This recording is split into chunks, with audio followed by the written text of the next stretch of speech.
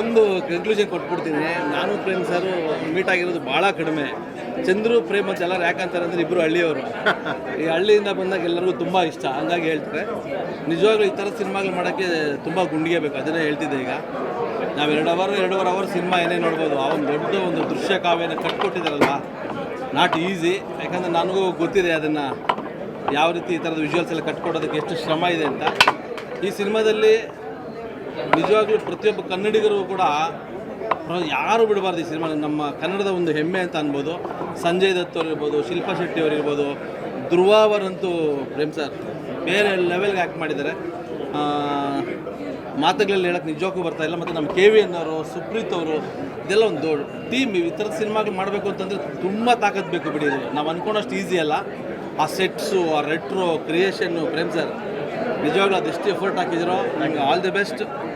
ಈ ಸಿನಿಮಾ ಪ್ರತಿಯೊಬ್ಬರು ಮಿಸ್ ಮಾಡದೆ ನೋಡಿ. ಇದು ಕನ್ನಡಿಗರ ಗೆಲುವು.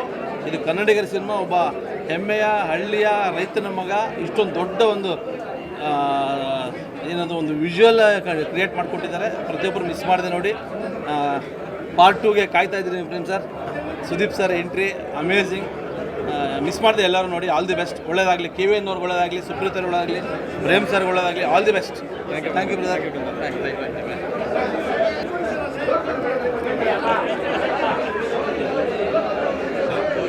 ಕಲ್ಪನೆಗೂ ಮೀರುತ್ತೆ. ನಾನು ನಿಮ್ಮದೇ ಕೆಲವು ಹಳ್ಳಿದಿದೆಲ್ಲ ಇದೆ ನೋಡಿದ್ದೀರಿ. ಐ ಥಿಂಕ್ ಕಳ್ಳ ನಾನು ಇಲ್ಲ, ಕೆಲವು ಈ ಒಂದು ಚೌಕಟ್ಟು ಹಾಕೊಂಡು ಮಾಡೋದು ಒಂದು ಕಲೆ. ಅದನ್ನು ಮೀರಿ, ಕಲ್ಪನೆಗೂ ಮೀರಿ ಹೋಗೋದಿಲ್ಲ, ಅದು ನಿಮ್ಮ ಕೈಲಿ ಮಾತ್ರ ಸಾಧ್ಯ ಅಂತ. ಯಾಕೆಂದರೆ ಇದು ಭಾಳ ಅದ್ಭುತವಾದ ಪ್ರಯತ್ನ. ಒಂದೊಂದು ಶಾರ್ಟ್ ಕೂಡ ಅದೇ ಹೇಳಿದೆ ನಾನು, ಕಲ್ಪನೆಗೆ ಮೀರಿದ್ದದು. ಅದು ನಿಮ್ಮ ಕೈಲಿ ಮಾತ್ರ ಸಾಧ್ಯ. ಇದನ್ನು ಪ್ರತಿಯೊಬ್ಬರು ಕೂಡ ನೋಡಬೇಕು, ನೋಡಿ ಆನಂದ ಪಡಬೇಕು ಅಂತ ನನ್ನ ಆಸೆ. ಯಾಕೆಂದರೆ ಭಾಳ ಅದ್ಭುತವಾದ ಪ್ರಯತ್ನ.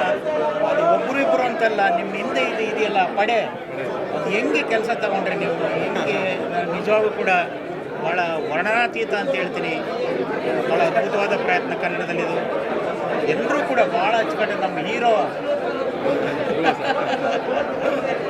ಏನು ಎನರ್ಜಿ ಸರ್, ಅದು ಏನು energy. Very good, very good. ಒಳ್ಳೆಯದಾಗಲಿ ಸರ್, ನಿರ್ಮಾಪಕರಿಗೆ ಒಳ್ಳೆಯದಾಗಲಿ. ಈ ಸಿನಿಮಾ ಅದ್ಭುತವಾದ ಯಶಸ್ಸನ್ನು ಕಾಣಬೇಕು ಅಂತ ನನ್ನ ಆಸೆ. ಖಂಡಿತವಾಗಿ ಕಾಣುತ್ತೆ. ಒಳ್ಳೆಯದಾಗಲಿ ಸರ್, ಒಳ್ಳೆಯದಾಗಲಿ. Thank you once again. Congratulation. Thank you sir.